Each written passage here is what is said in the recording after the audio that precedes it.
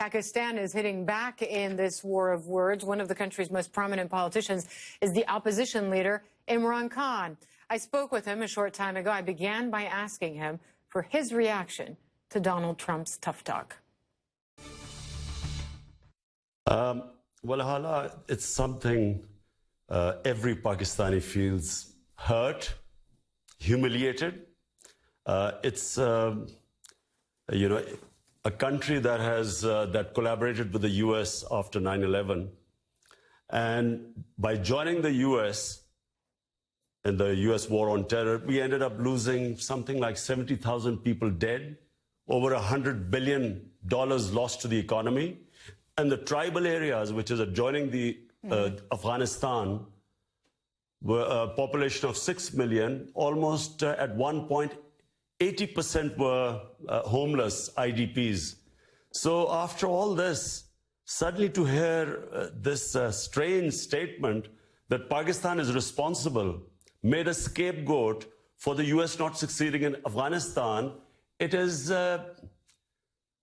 I just have to say that it is deeply painful for all of us. So you don't acknowledge that Pakistan is turning a blind eye sometimes, the government itself? I spoke to Zalmay Khalilzad, the former American ambassador to Afghanistan. He said it's not true. The government knows where these extremist groups are. This is what he said, that essentially they're not just in these tribal zones, but in the big cities themselves, if you could listen.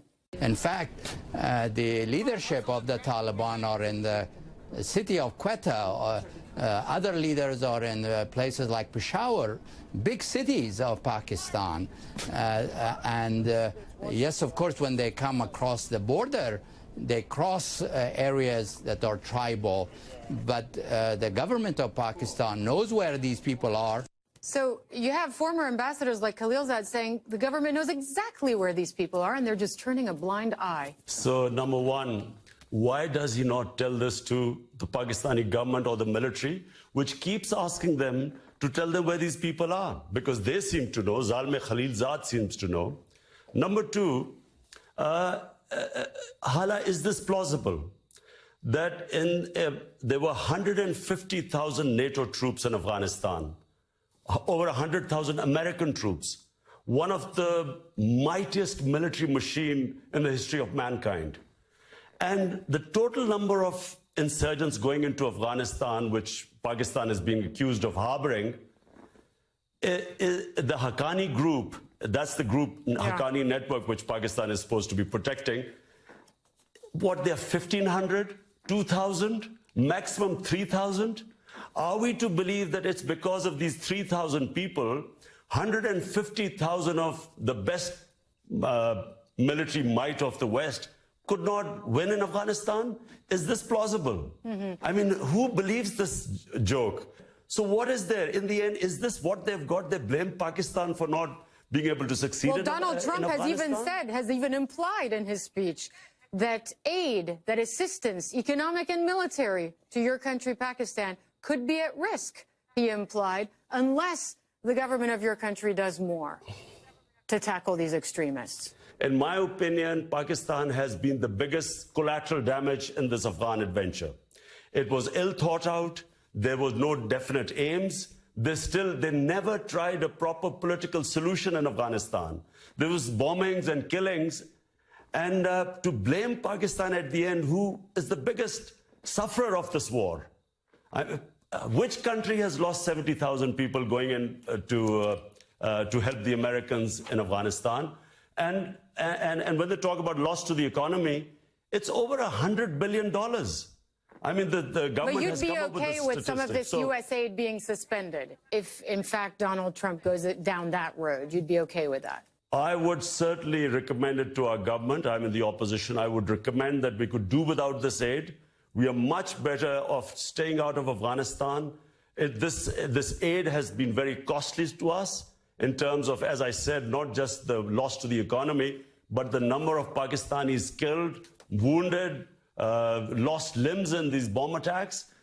We would do without this aid. You do admit, though, that your country has a terrible problem with some of these groups that carry out horrific attacks. Just a few months ago in Lahore, 80 people killed in a single attack. If you were prime minister, if you were the head of the government, what would you do differently? In my opinion, Pakistan, all the political parties have come to the table, and we have come up with what is called the National Action Plan, where we feel that all militant groups within Pakistan should be disarmed.